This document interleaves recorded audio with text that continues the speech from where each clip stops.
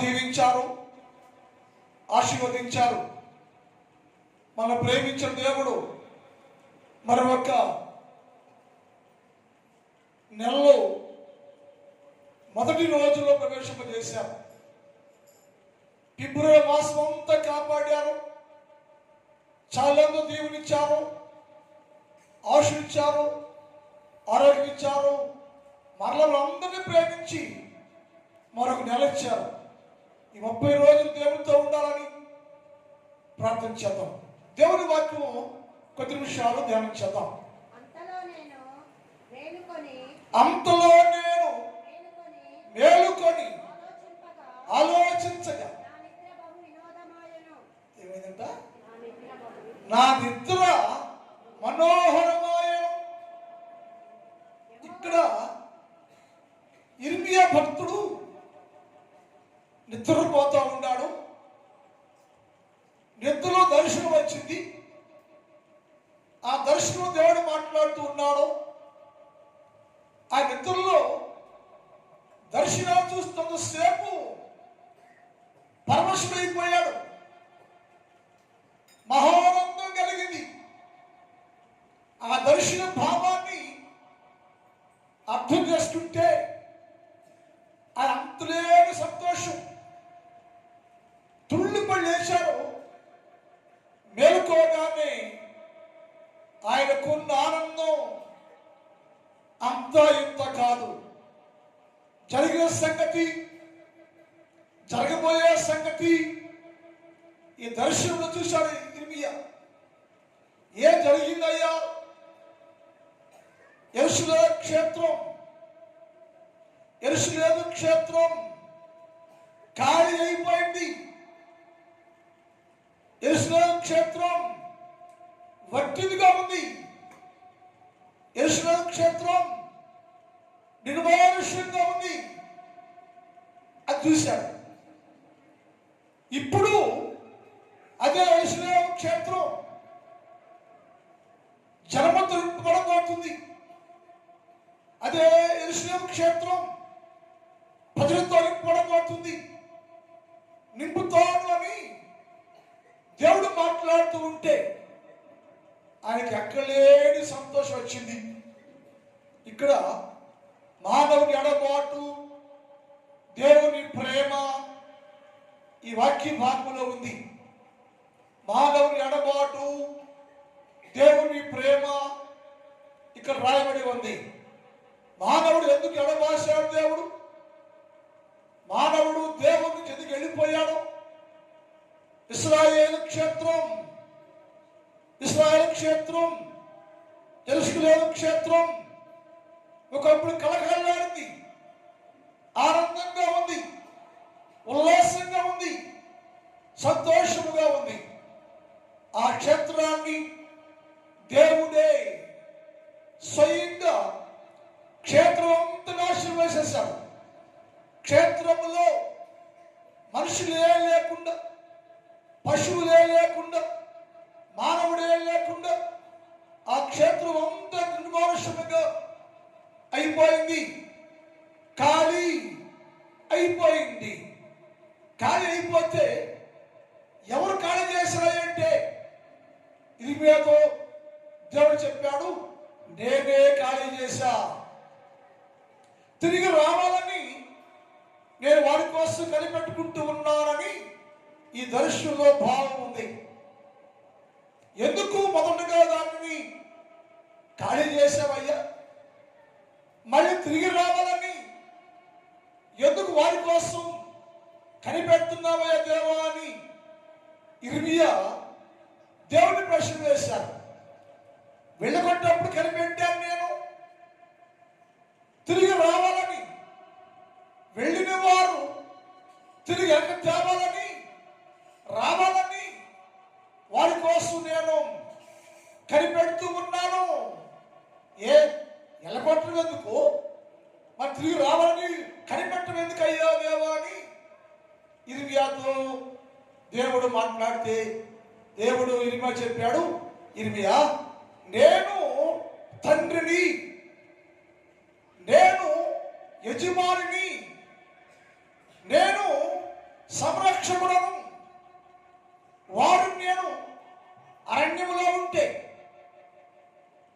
బానిసగా ఉంటే, ఐగుప్తులో ఉంటే నేను స్నేహించా, నేను ప్రేమించా.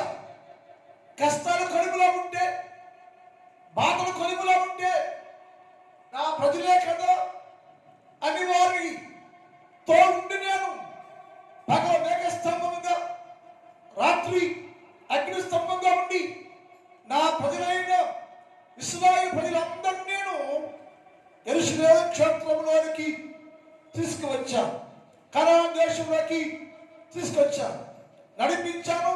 వాళ్ళకి ఏది కావాలని అడిగితే నాకు ఇది కావాలయ్యా అంటే ఏది తక్కువ చేయకుండా సమస్తాన్ని ఇచ్చాను నేను, సమస్తాన్ని సమకూర్చాను నేను. ఎందుకయ్యా?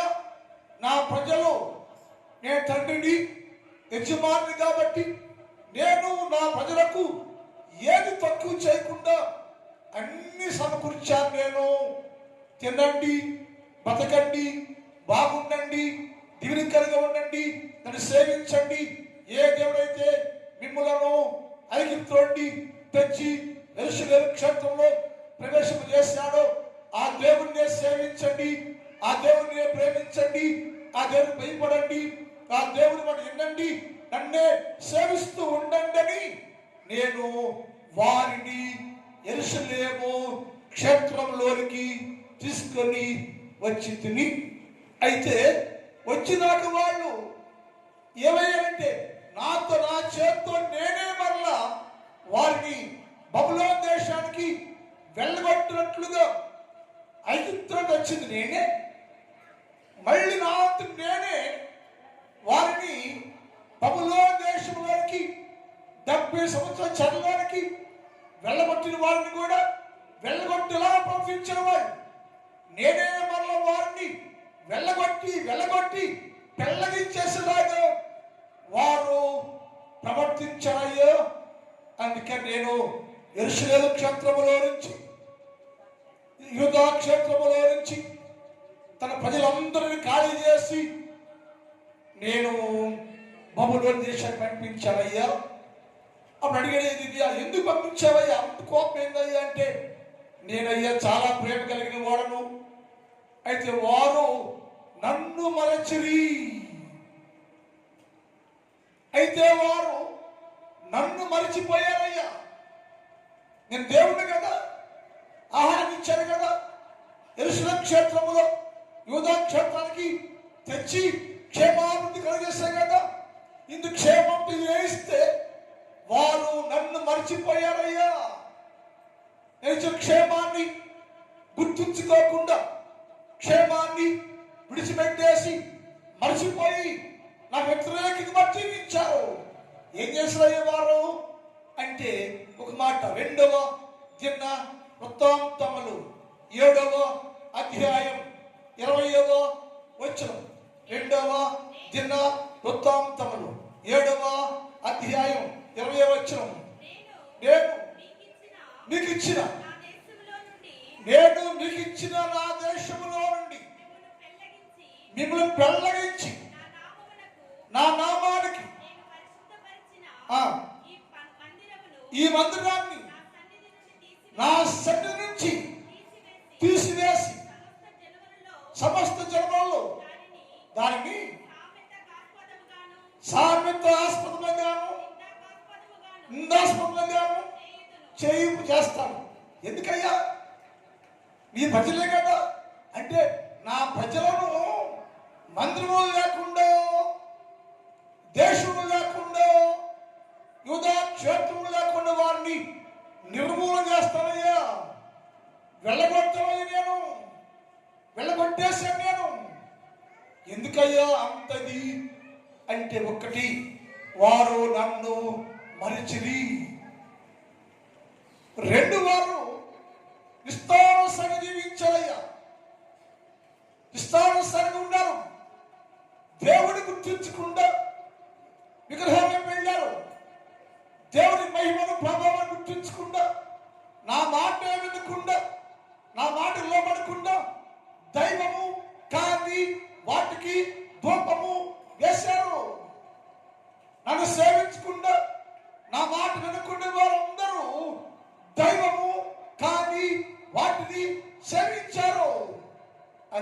వారిని పెళ్ళగించేసా. బుద్ధి రావాలి, జ్ఞానం రావాలి. నేనేం తెలియదు వాళ్ళకి. నేను దేవుడిని అయితే వారి కోసం చేసిన ప్రయాసం తెలుసా? వారి కోసం ఎంతో ప్రయాసపడ్డాను. నేను వారిని ఆ స్థలంలోంచి బయటికి తెచ్చి కోరుకున్న దీవెనలు అన్ని ఇచ్చాను నేను. మన జీవితాల్లో కూడా యేసు ప్రభువు వారు నీకు ఏది కావాలంటే అది ఇస్తున్నాడు. ఏది కోరుకుంటే అది ఇస్తున్నాడు. క్షేమాభివృద్ధి ఇస్తున్నాడు. యూదా క్షేత్రంలోను, యెరూషలేము క్షేత్రంలోను, దేవుని సంఘములోను, దేవుని మందిరములోను నీ సంతోషభక్తులుగా చేస్తున్నాను నేను. అయితే నీవు నన్ను మర్చిపోయి నా మాట వినుకోకుండా, నా లోబడుకోకుండా ఇష్టానుసారం జీవిస్తూ ఉంటే అది సహించలేక నీకు పొరపాటు నేర్పాలని, నాదాన్ని తెలియాలని, నేనేంటో అర్థం కావాలని మరలా నేనే స్వయంగా బబులోని చెరకి త్రోసివేసా, పెళ్ళగించేసా, నెట్టేసా, సభలు తోసేసా. కారణం నీకు నువ్వు చేసుకున్న పాపం తింది స్వయం కృత అపరాధం. దేవుడిని మర్చి, వాక్యం మర్చి, దేవుడి మాట వినకుండా నిస్తారాసంగా జీవించా కాబట్టి నీకు నీవే శ్రమను తెచ్చుకున్నావయ్యా అన్నాడు. ఇర్మియా గ్రంథం 6వ అధ్యాయం 2 చదువుతాం. ఇర్మియా 6 మరి చదువు. సుందరియు సుకుమారుడైన సియోను కుమార్తె. ఎందుకని ఆమె వచ్చేప్పుడు సుందరము లేదు, సొగసు లేదు, బిక్కు బిక్కుమంటూ ఉంది. ఆ గిఫ్తుల వస్త్రాలు లేకుండా ఉంది, ఆహారం లేకుండా ఉంది, తింటాకి ఏమి లేకుండా ఉంది. దేవా సహాయం చేయాలి ఏడ్చింది. నేను దాన్ని ప్రేమించా, ఆహారం ఇచ్చా, ఆరోగ్యం ఇచ్చా, సొగచిచ్చా, సౌందర్యం ఇచ్చా, జీవితం ఇచ్చా, పచ్చని స్థానం ఇచ్చా. నేను వచ్చినాక అది నన్ను మరిచిందయ్యో. అప్పుడేమో ఏడ్చింది, అప్పుడు ఏడ్చింది. సమస్య లేదయ్యో, స్వరూపం లేదయ్యో, డబ్బు లేదయ్యో, ఆస్తి లేదయ్యో, ఆహారం లేదయ్యో, నా బతికిలో ఎందుకుందయ్యా అని ఏడిస్తే నేను కరుణించా, కటాక్షించా. దాని మీరు యెరూషలేము క్షేత్రంలోకి, యూదా క్షేత్రంలోకి తీసుకువచ్చి నాటాను నేను, స్థిరపరిచాను నేను. ఏది కావాలంటే అది ఇచ్చాను నేను. తిని తాగి మదించి నన్ను విడిచింది కాబట్టి ఇప్పుడు నేను ఏదంట ఎందుకు మరి చదువు. సుందరియు సుకుమారైన యెరూషలేము కుమార్తెను పెళ్ళగిస్తున్నాను నేను, పెళ్ళగించేస్తున్నాను నేను. ఇక ఉంటాకి వీల్లేదు. ఇక్కడ ఎక్కడి నుంచి? యెరూషలేము క్షేత్రములో నుంచి, యూదా క్షేత్రంలో నుంచి, నాటబడిన స్థలములో నుంచి పెళ్ళగించేస్తున్నాను నేను, పెరికేస్తున్నాను నేను, వెళ్ళగొట్టేస్తున్నాను నేను. ఎక్కడికి అంటే మరో చెరకి, మరో కష్టంలోకి, బాధల్లోకి, నష్టాల్లోకి. ఎందుకంటే వారికి వారే కష్టాలు కోరి తెచ్చుకున్నారయ్యో. నా మాట వినక, నా వాక్యాలు వినక, నేను భయం లేక, హృదయపూర్వకంగా నేను సేవించక, ఆరాధన చేయక, ఇష్టానుసారంగా సమస్య వచ్చింది, స్వరూపం వచ్చింది, బాగుంటుందా, అన్ని నోళ్ళు ఓడిపోతున్నాయి, ఏం పర్వాలని విర్రవీగా కదా.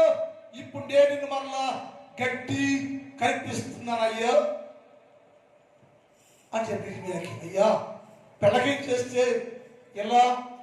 పెళ్ళగించి ఏమైపోతాడంటే వారికి నేను పెళ్ళగించి అన్య రాజ్యం చెప్పా.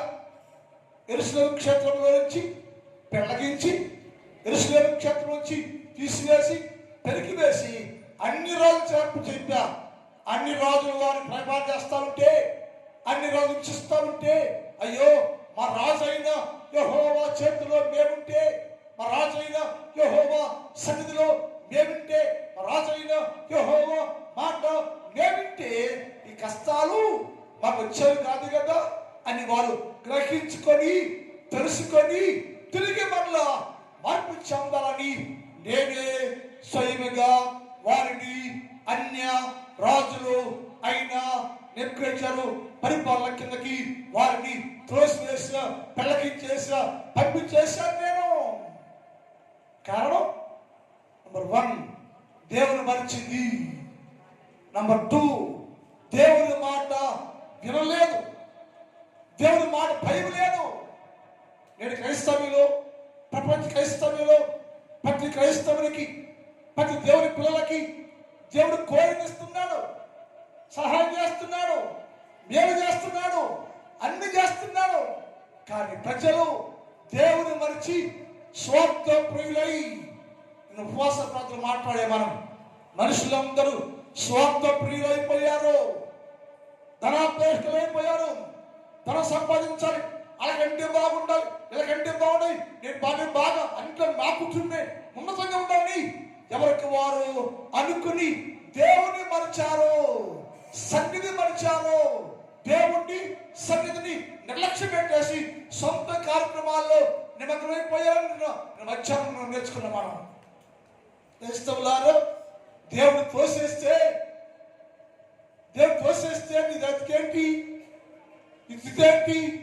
దేనికోసం ఆడబడుతున్నావో, దేనికోసం పోరాటం ఉండావో, దేనికోసం దేవుని మందిరాన్ని లక్ష్య పెట్టావో, దేవుని మందిరం విడిచిపెట్టేసావో, దేవుని మాట లోపట్టం లేదు, ఆ శిక్ష మనం అనుభవించాలి. అందుకని యెరూషలేము క్షేత్రములో నుంచి, యూదా క్షేత్రములో నుంచి వారిని పెళ్లగించేసి నేను బబులోనికి పంపించాను. అదే ఇర్మియా గ్రంథం 12వ అధ్యాయం 14-15 చదువుదాం. ఇర్మియా 12:14-15. నేను నా జనులైన ఇశ్రాయేలుకు స్వాధీనపరచిన స్వాస్థ్యము నా ప్రజలైన ఇశ్రాయేలుకు నేను స్వాధీనపరచుకోవడానికి స్వాస్థ్యాన్ని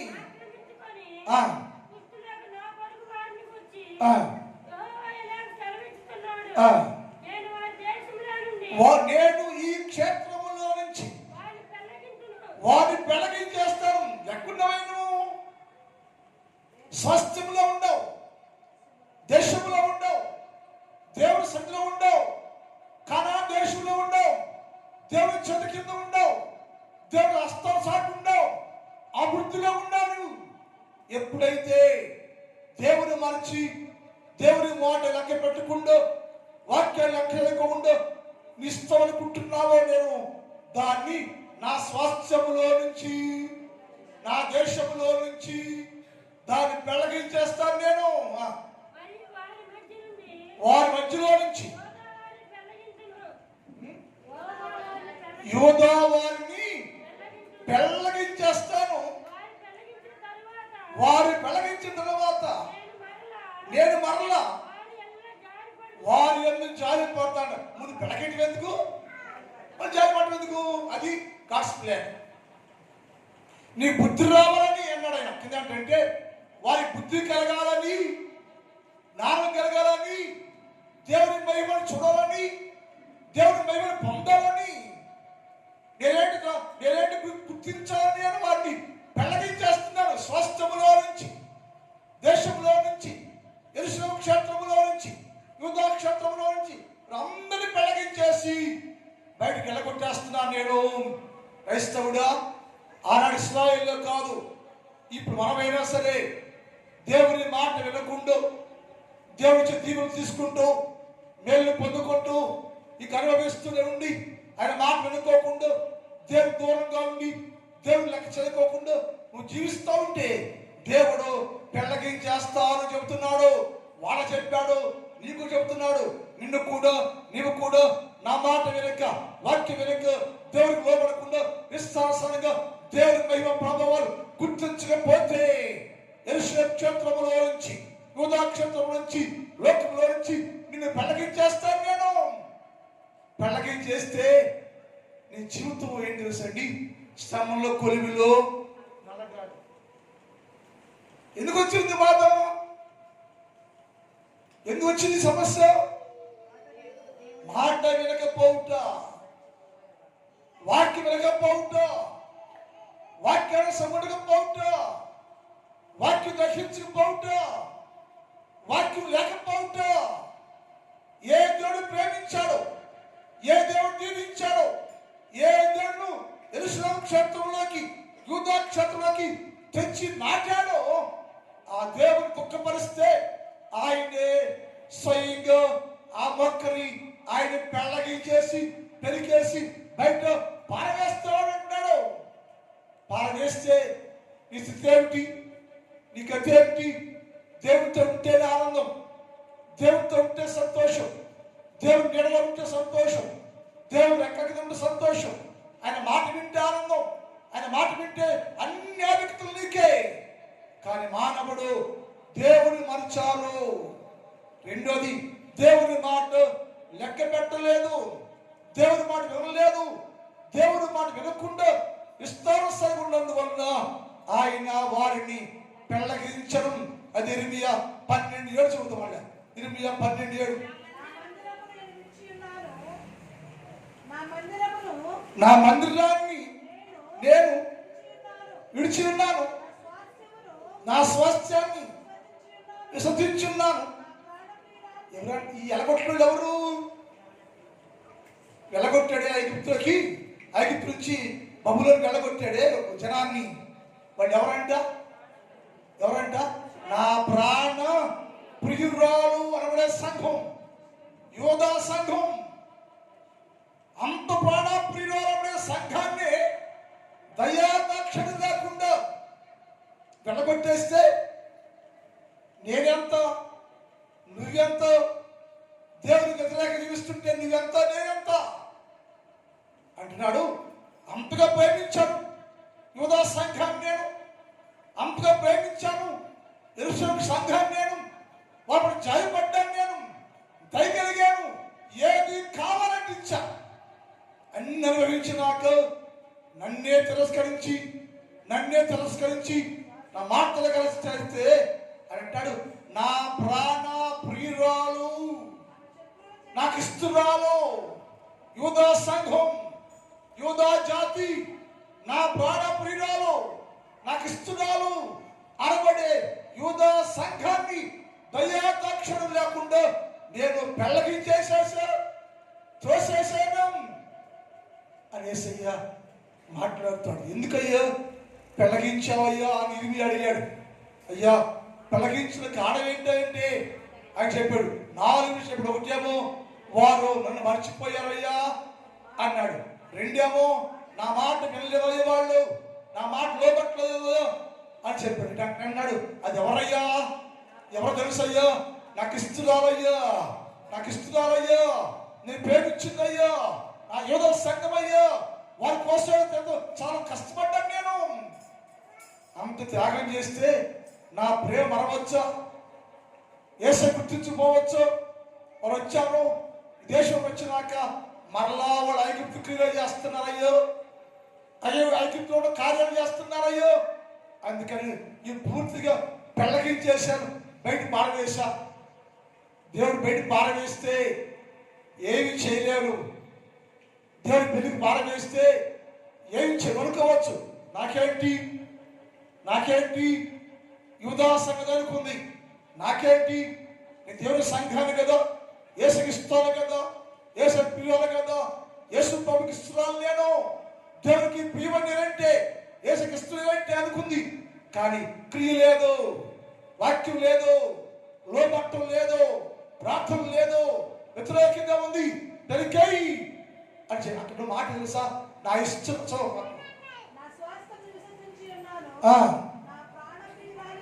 నా అమ్మాయి గట్టి చదివాడు. నా ప్రాణ ప్రియురాల్ని, నేను శత్రువుకి ఇచ్చాడట. ఎవరిని? నా ప్రాణ ప్రియురాల్ని, ఆయన ప్రియురాల్ని ప్రేమించి యూదా సంఘాన్ని, యెరూషలేము సంఘాన్ని, యేసు ప్రభువు అంతగా ప్రేమిస్తున్న యూదా జాతిని, యూదా మతాన్ని, తన ప్రజలను, తన స్వాస్థ్యాన్ని, తన స్వజనులను దయాదాక్షణం లేకుండా శత్రువు చేతికి అప్పచెప్పాను. నేనే స్వయంగా శత్రువైన బబులోను రాజు చేతికి అప్పచెప్పాను నేను. ఎందుకయ్యా అంటే వారి పొరపాటు తెలియాలి, జ్ఞానం తెలియాలి. నాకు వేరుగా ఉంటే జరిగేదంటే అర్థం కావాలి వాళ్ళకి. నాకు వేరుగా ఉంటే ఏమవుతుందో తెలియాలి వాళ్ళకి. మన జీవితాల్లో అలాంటి నష్టాలు చాలా వచ్చి ఉంటాయి. ఎప్పుడైనా నేను దేవునికి వ్యతిరేకం ఉన్నందువలన ఈ నష్టం నా కుటుంబంలో వస్తుందని గ్రహించావా? ఎప్పుడైనా నేను దేవునికి వ్యతిరేకంగా జీవిస్తూ వల్ల నా కుటుంబంలో ఈ వ్యాధుల శోధన ఉందని గ్రహించావా? నా దేవునికి వ్యతిరేకంగా నేను జీవిస్తూ వాక్య భయమే లేకుండా జీవిస్తుందో ఈ నష్టాలు నా కుటుంబంలో వస్తుంది గ్రహించావా? గ్రహించకపోతే యేసు ప్రభువు అన్నాడు, అది నాకు ఇష్టరాలు, నా ప్రాణ ప్రియురాలు అనే యూదా జాతిని నేను నా సన్నిధిలో ఉండకుండా, నా మందిరంలో ఉండకుండా, నా మందిరంలోంచి వెలగొట్టేశాను నేను. ఎక్కడికయ్యంటే శత్రువు రాజు చదివి అప్పు చెప్పాను. అక్కడికి వెళ్ళాక నలిగిపోతా ఉంది, శ్రమపడుతూ ఉంది, ఏడుస్తూ ఉంది, కేక వేస్తూ ఉంది, ఎంత ఇబ్బంది పడుతూ ఉంది. అయినా కానీ నేను వారి జాలి లేకుండా ఉన్నానయ్యా.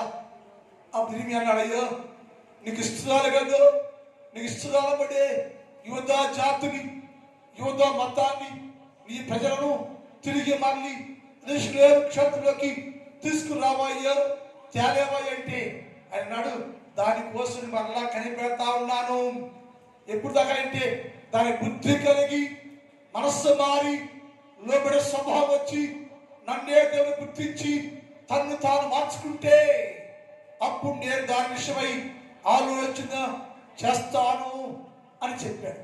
దేవుడి పిల్లలారా, ఎందుకు దేవుడే స్వయంగా యూదా మతాన్ని యెరూషలేము క్షేత్రములో నుంచి, యూదా క్షేత్రములో నుంచి ఇశ్రాయేలైన యూదా సంఘాన్ని, ప్రియురాలు అనబడే యూదా సంఘాన్ని, యూదా జాతిని పెళ్లకించేసి వెళ్ళగొట్టేసి శత్రువు రాజు చేతికి, శ్రమలకు, శోధనలకు అప్పచెప్పాడంటే నా మాట వినకపోవటం. నేనే గ్రేట్ అనుకుంటున్నావు నువ్వు,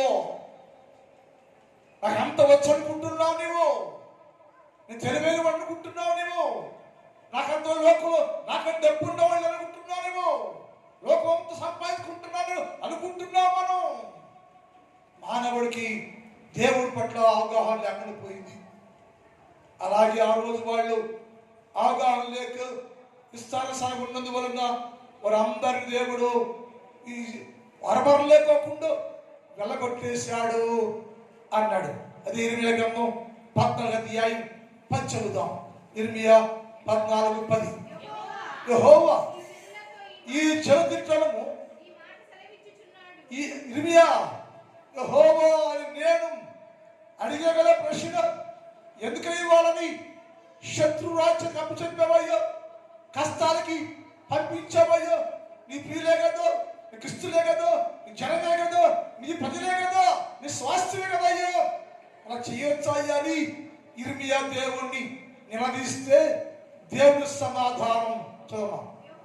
యెహోవా ఈ జనులతో ఈ మాట సెలవిస్తున్నాడు, ఈ జనులు తమ కాళ్ళకు అడ్డములా కలుగుతుందంట. అన్నారమ్మాయి, ఎందుకయ్యా? ఒకటేమో మర్చిపోయాడు, రెండేమో వాక్య భయము లేదు, మూడేమో దేవుని గుర్తించలా, నాలుగో చెప్పడైనా నా ప్రజలే, నా జనులే, నా స్వాస్థ్యమే, నేను విమర్శించిన వారే, నా పేరు పెట్టబడిన వారే, కానీ నా మార్గంలో ఉండకుండా, నా మార్గంలో లేకుండా వారు నా మార్గాలను విడిచిపెట్టేసి నా మార్గాలు మారిపోయి వేరొక మార్గంలో కనుక లోక మార్గంలోకి, సాధారణ మార్గంలోకి, లోక సంబంధం మారిపోయి వారి కాళ్ళకు అడ్డమే లేక నాకు ఎదురే ఉంది. నా శరీరం ఆరేసుకుంటా, పారేసుకుంటా అనుకుంటున్నారు మనుషులు. కాళ్ళకు అడ్డం లేక తిరుగుతున్నట్ట. దేవుని సన్నిధి లేదు, సహవాసం లేదు, భక్తి లేదు, ప్రార్థన లేదు,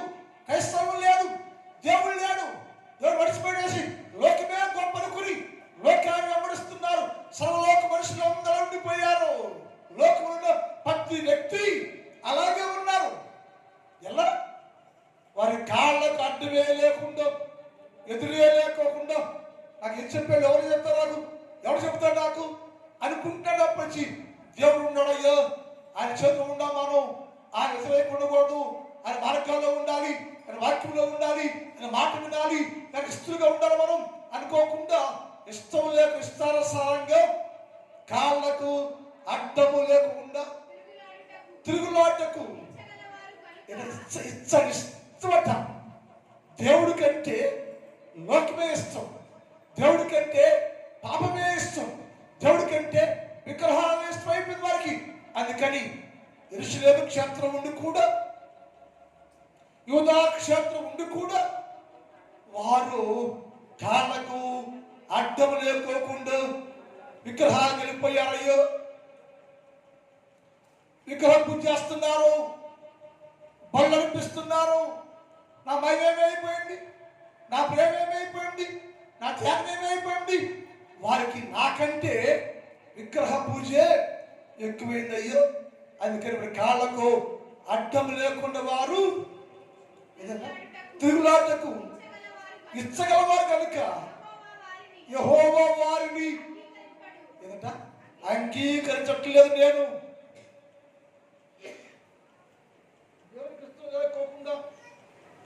నీ స్థానాసన జీవితం ఉంటే, తిరుగుతా ఉంటే నిన్ను యేసయ్యా ఎప్పటికీ క్షమించలేడు.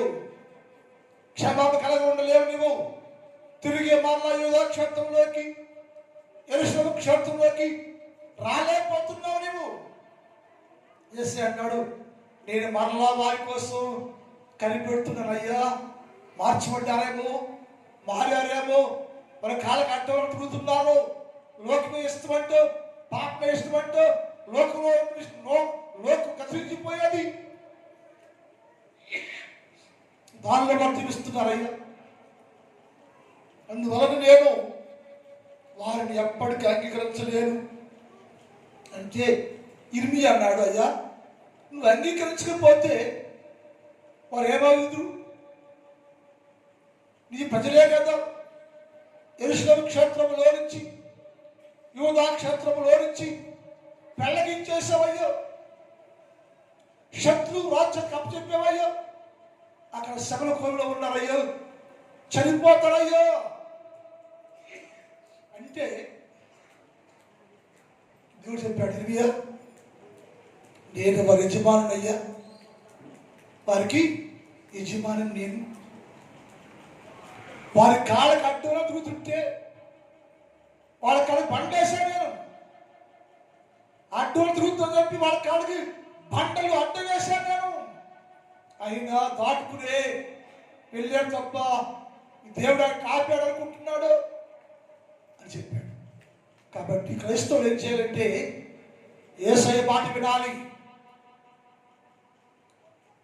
ఆయన లోపల జీవించాలి, ఆయన దేవుడిగా భావించాలి.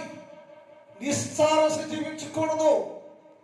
కాళ్ళకి అడ్డమే లేకుండా నాకు ఎదురేలేదు అనుకుని జీవిస్తే, పడగొట్టేస్తే, యెరూషలేము క్షేత్రంలో నుంచి, దేవుని ఇంట్లో నుంచి వెళ్ళగొట్టేస్తే నీ జీవితంలో ఎప్పటికీ దేవుడు నిన్ను అంగీకరించలేడు. ఇప్పుడు ఏం చేయండి నువ్వు? దేవా నన్ను ప్రభా యెరూషలేము క్షేత్రం వచ్చి త్రోసేసేవయ్యా, వెళ్ళగొట్టేవయ్యా, వెళ్ళగొట్టవయ్య, నన్ను క్షమించయ్య, నన్ను నీ మాట వింటాను నేను, నా ఇష్టంలో ఉంటాను నేను, నా ఇష్టం వద్దయ్యా, నాకు నీ ఇష్టమే కావాలని అనుకుంటే నా దేవుడు నీ కోసం కనిపెడతా ఉన్నట్టుగా ఉంది. నేను వారి కోసం కనిపెడుతున్నాను నేను తిరిగి రావాలని. కానీ వారు వెళ్ళిపోయారయ్యా, వెళ్ళగొట్టబడ్డారు. వెళ్ళగొట్టబడ్డానికి మొదటి కాదంటే వారిని పెళ్ళగించేసానయ్యో. పెళ్ళగించడానికి 4 కారణాలు. వచ్చే వారం మరి 4 కారణాలు ఇచ్చుకుందాం. టైం అయిపోయింది, ప్రార్థనలో ఉందాం.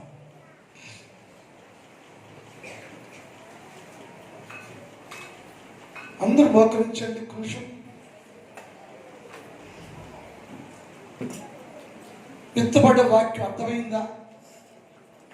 యెరూషలేము క్షేత్రంలో నుంచి తన ప్రజలైన స్వాస్థ్యమైన జనాన్ని వెళ్ళగొట్టేశాను నేను అంటున్నాడు దేవుడు.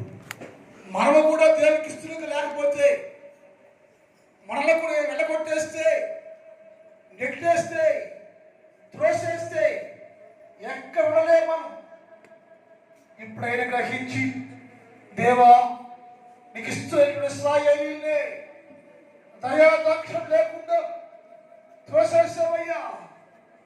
అమాయకుడిని అయ్యేకుడు ప్రభు, తెలుసో తెలియకో నీ చిత్తానికి మనకు నీ మాట వినకుండా ప్రభు నేను జీవిస్తా ఉంటే ఇప్పుడే క్షమించయ్యా, క్షమించయ్యా. తిరిగి రమ్మయ్యా యూదా క్షేత్రంలోకి, యెరూషలేము క్షేత్రంలోకి, నీ సన్నిధిలోకి తీసుకురా ప్రభు. నీకు ఇష్టం ఉండాలి ప్రభు. నేను ఆత్మాభిషేకంతో నింపయ్యా, బలపరచు బలపరచు బలపరచు స్థిరపరచని ఆ యేసయ్యతో మాట్లాడండి. అందరూ ప్రార్థన చేసుకోండి. ఒక నిమిషం ప్రార్థన చేసుకోండి, ప్రార్థన చేసుకోండి, ప్రార్థన చేసుకోండి. ప్రభు దర్శించయ్యా, నన్నయ్యా వెళ్ళగొట్టదు ప్రభు, వెళ్ళగొట్టొద్దు, వెళ్ళగొట్టొద్దు. వెళ్ళగొట్టే సమూహంలో ఒకవేళ లేకుంటే ఇప్పుడే సరి చేయయ్యా, క్షమించయ్యా, బాగు చేయయ్యా, పరిశుద్ధపరచయ్యా, ఇష్టంగా చేయయ్యా. ప్రార్థన చేసుకోండి.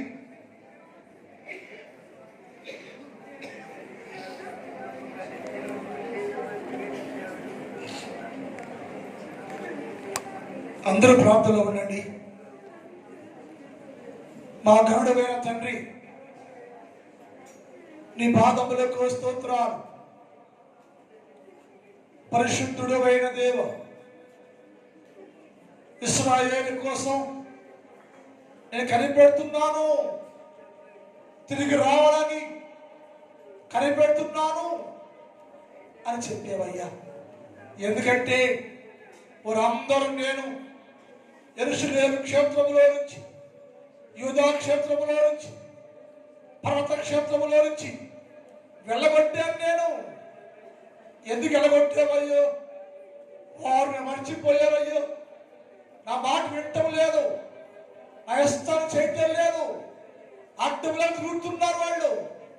అందుకని నేను వారికి పొరపాటు నేర్పాలని పడగొట్టేశాను నేను అని చెప్పావయ్యా. నువ్వు ప్రేమ గలవాడవయ్యో, దయగల దేవుడవయ్యో. నువ్వు పడగొట్టేస్తే మా జీవితాలు ఏమైపోతుంది ప్రభు.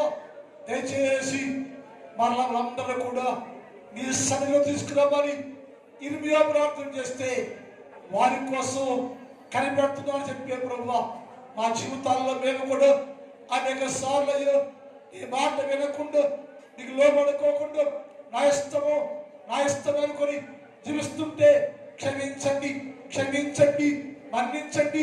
ఈ మార్గంలోకి తిరిగి సన్నిధిలో నీ ప్రభు యెరూషలేము క్షేత్రంలో నివసించే వారిగా చేయి దేవా. తండ్రి గొప్ప కార్యం చేయ్యా.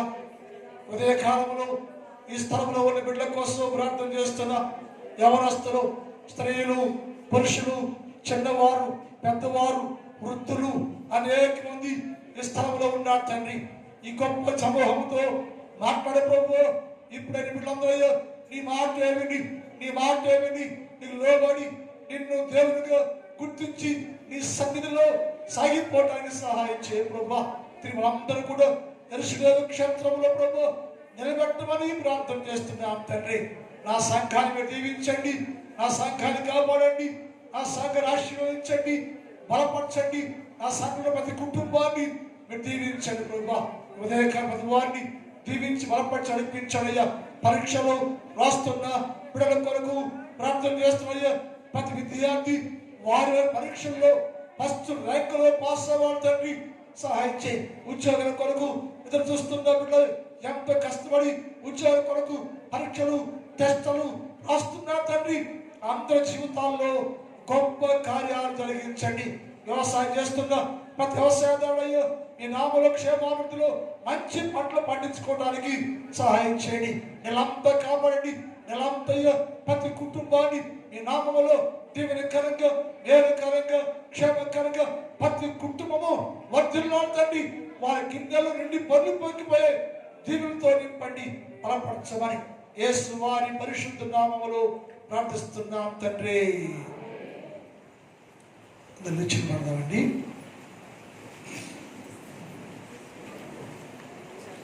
ఆశీర్వాదంబుల్ మా మీద వర్షింప చేయుమీశా ఆశతో నంగియున్నాను నీ సత్య వాగ్దానము ఈ మాహి మీద కృపరించుము దేవా కృపర ప్రేమ వర్షము కృపరించుము.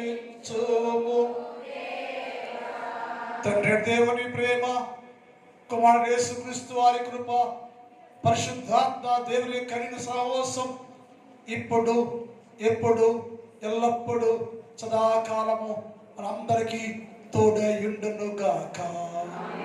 ఆమేన్. హల్లెలూయా, హల్లెలూయా. క్షేమంగా వెళ్ళిరండి.